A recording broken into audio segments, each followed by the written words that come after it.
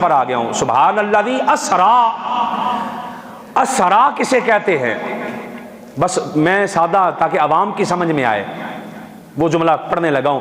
ایک ہوتا ہے سرا. سرا کا مطلب ہوتا ہے خود جانا، خود سیر کرنا، خود کہیں پر جانا. وہ باب لازم ہے. اسرا باب افعال ہے، متعدی ہے. اس کا مطلب یہ نہیں کہ خود جانا. اسرا کا مطلب ہے کسی کو لے جانا. اسرا کا مطلب ہے کسی کو لے جانا. تو اسرا، قرآن کا یہ اسرا کو جو لفظ ہے، اس نے ہزاروں اعتراضات دور کر دیے کہ کوئی شخص یہ کہے کہ یہ کیسے ہو گیا، وہ کیسے ہو گیا. تو اسرا کا لفظ یہ بے شمار اعتراضات دور کر گیا. کیسے؟ اللہ نے فرمایا یہ اعتراض نہ کر نبی کیسے گئے. یہ تو میں نے کہا ہی نہیں کہ نبی گئے، میں نے تو یہ کہا ہے کہ خدا لے گیا ہے. یہ تو میں نے کہا ہی نہیں کہ نبی گئے ہیں.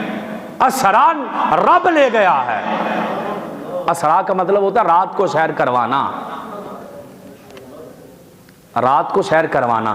سبحان الذی اسرا بعبدہ. اور میں ایک جملہ آپ کو تحفہ دے رہا ہوں، مہربانی فرما کے، چاہے تھوڑا سا خشک لگے لیکن اس کو ذہن میں بٹھائیے گا. لفظ ہے بعبدہ. عبد، عبد کہتے ہیں بندے کو.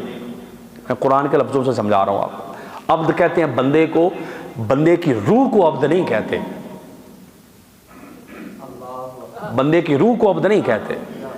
اچھا، عبد کہتے ہیں گوشت پوست کا مکمل بندہ، باڈی مکمل، اس کا ڈھانچہ، ہڈیاں، گوشت، روح، خون، ہر چیز اس میں موجود ہے تو وہ عبد ہے.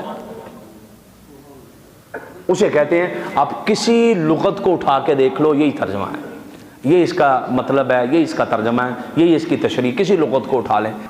عبد کسے کہتے ہیں؟ بندے کی روح کو کہتے ہیں؟ نہیں. بندے کے خیال کو عبد کہتے ہیں؟ نہیں. بندہ خواب میں کسی جگہ چلا جائے تو کہیں گے کہ عبد گیا؟ نہیں، عبد نہیں کہیں گے. قرآن کے ساتھ دو نمبری نہ کرو.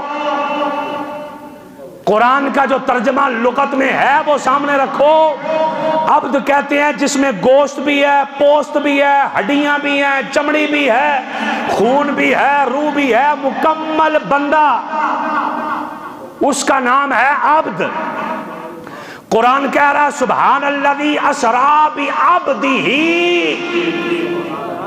پاک ہے وہ ذات جو اپنے عبد کو لے گئی، جو اپنے بندے کو لے گئی، اپنے عبد کو لے گئی. توجہ فرماؤ.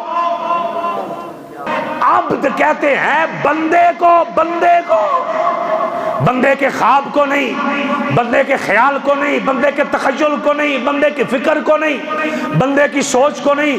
بندہ خود جائے تو کہتے ہیں عبد گیا. بندہ خود آئے تو کہتے ہیں عبد آیا. بندہ خود کھائے تو کہتے ہیں عبد نے کھایا. بندہ خود سوئے تو کہتے ہیں عبد سویا. کہتے ہیں بندہ جاگے تو عبد جاگا. بندے کی شادی ہو تو کہتے ہیں عبد کی شادی ہوئی. حج کرے بندہ تو کہتے ہیں عبد نے حج کیا. عبد، عبد کا لفظ عبد کی جمع عباد. عبد کی جمع عباد.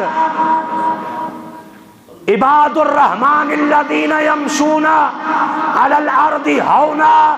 قرآن کہتا ہے رحمان کے بندے ہیں جو زمین پر آرام سے چلتے ہیں. جی عبد دا مطلب روح ہوندا تے روح آرام نال چل دی ہے کہ تیز چل دی ہے؟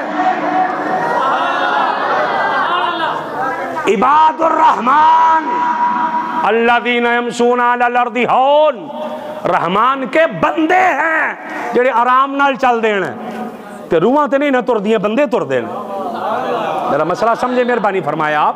میں آپ کو خالص علمی بات بتا رہا ہوں. میرا کوئی بندہ اس مسئلے میں رد کرے گا، میں ذمہ دار ہوں اس کا، پر بندہ رد کرے، بندہ اس کا رد کرے.